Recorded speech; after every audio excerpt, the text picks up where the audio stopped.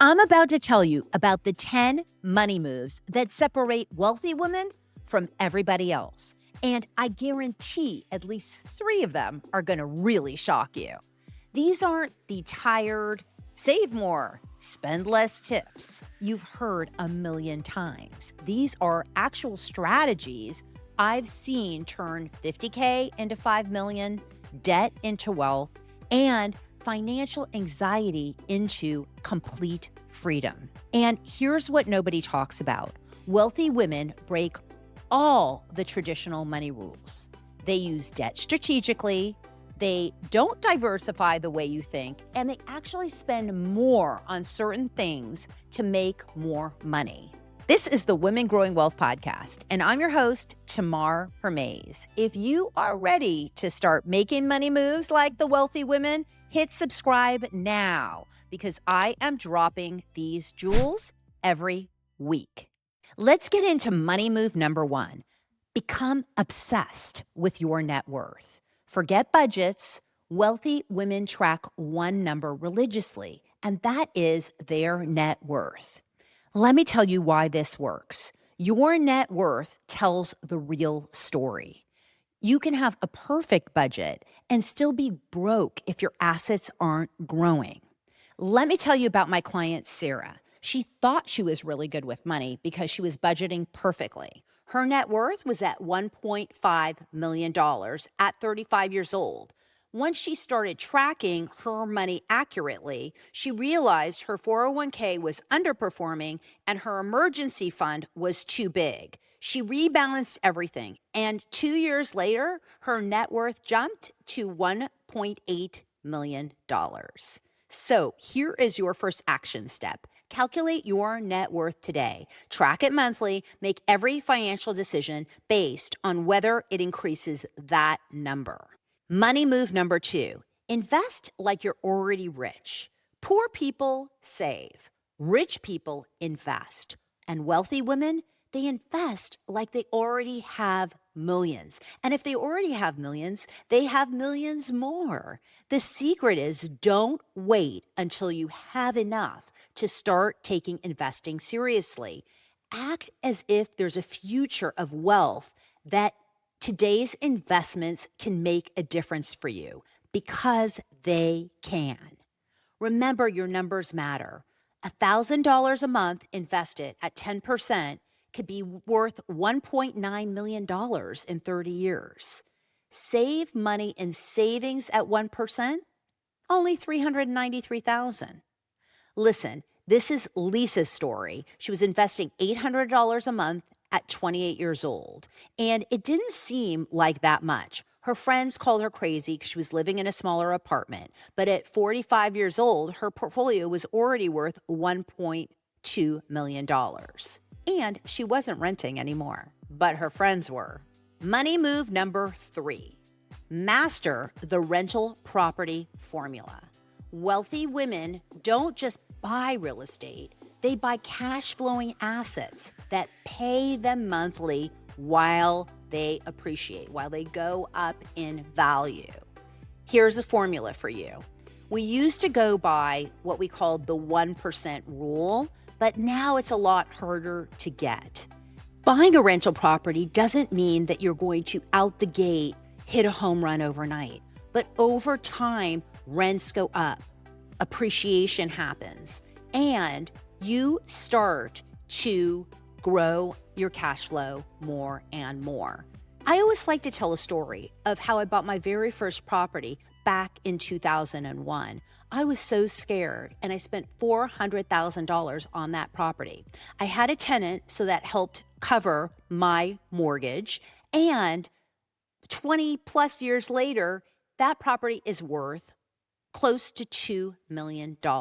And my rents are about $8,000. So you can see that over time, you start to really grow your cash flow if you invest in real estate today and not 20 years from now. Once my property started to appreciate, I did something called a refinance, where I took money out and bought another property. And you can rinse and repeat. Money move number 4, weaponize good debt. This is where wealthy women separate themselves from everyone else. They don't fear debt, they use it to multiply their returns. Here's a simple mindset shift: debt that puts money in your pocket is good debt. Debt that takes money out is bad debt. For example, if you have a $500,000 mortgage on a rental property that cash flows $1,500 a month, the bank is paying you to build wealth. Here's what you need to do and consider. Many women use business credit card lines to fund down payments, then refinance into permanent financing. They're essentially using other people's money to buy assets that pay them. If you can do a wealth move that way, that money move is golden. Let's get to money move number 5. Treat taxes like a business expense. Wealthy women don't just do their taxes, they strategically plan legally how to pay as little tax as possible using the legal tax codes. Cost segregation studies for rental properties can create $50,000 in immediate tax deductions if you know how to use them. My client Emma was paying $35,000 a year in taxes in her rental income. But after implementing the tax strategies that I taught her, she was only paying $8,000. Wealthy women make sure they have a good team of strategic advisors around them, which includes CPAs, financial strategists, and mentors and coaches. Money move number 6, build your FU fund. This isn't just your emergency fund. This is your financial freedom fund. Money that gives you the power to say no to anything that doesn't serve you. This is invaluable. 2 to 3 years of expenses invested in liquid assets that can be accessed quickly.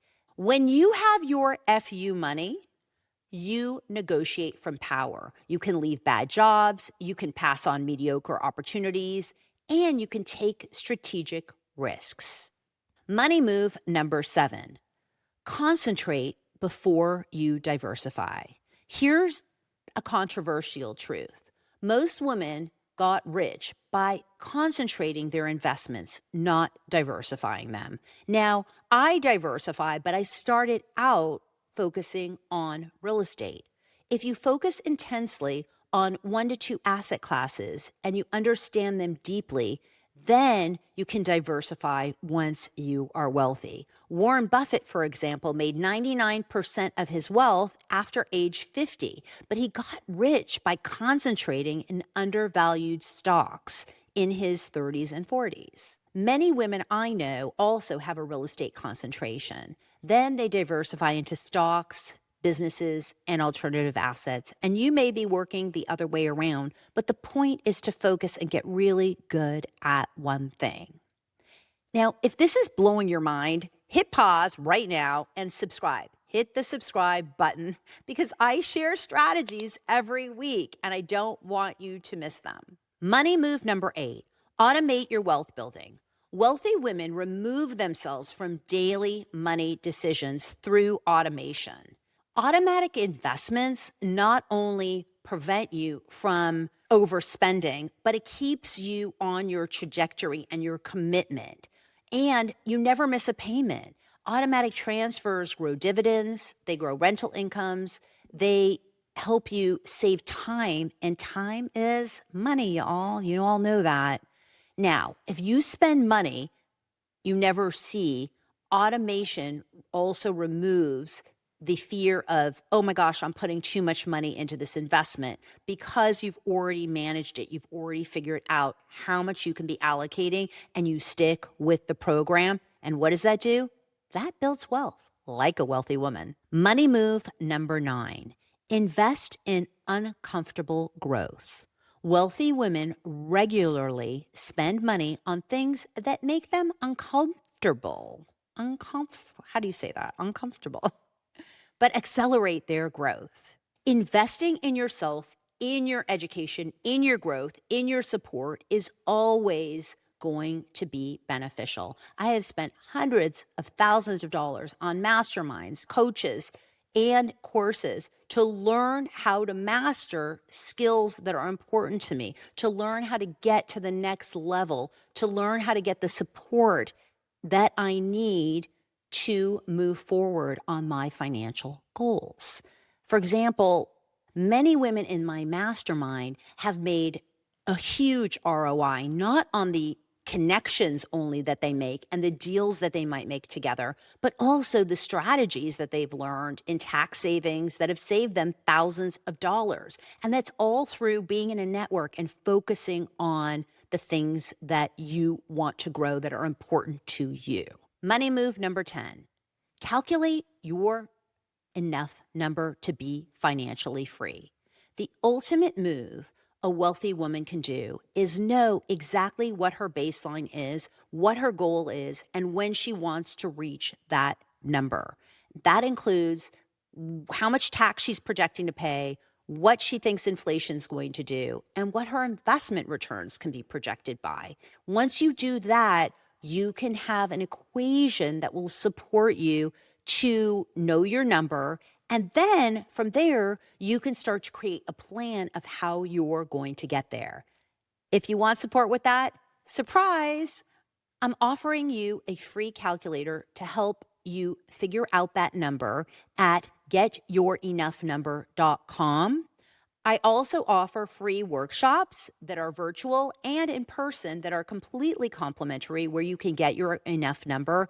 And if you're listening to this before October 15th to 17th, you are in luck, because I am doing a live retreat in Austin where women are going to create their freedom blueprint to become financially free. So you're going to take that enough number and you're going to be able to map out what investments, what tax strategies, what levers you need to pull in order to reach your enough number and by when.